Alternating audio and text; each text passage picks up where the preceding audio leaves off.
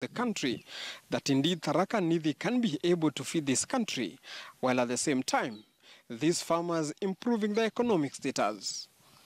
Philip Keitany for the Next Frontier.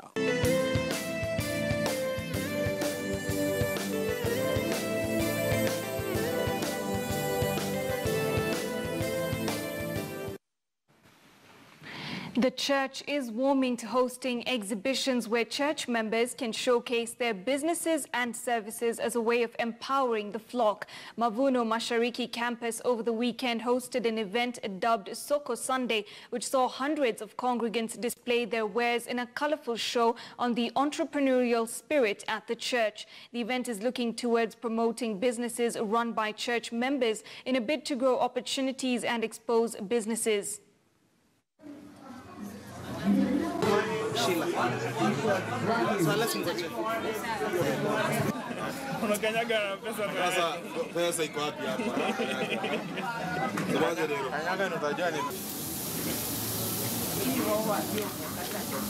Knowing especially the young people who are in this church and they would like to save and they really do not know more about savings, it has helped us to educate them in one way or another that starting small is the way to go. I'm a beginner in entrepreneurship, and this platform has really helped me. And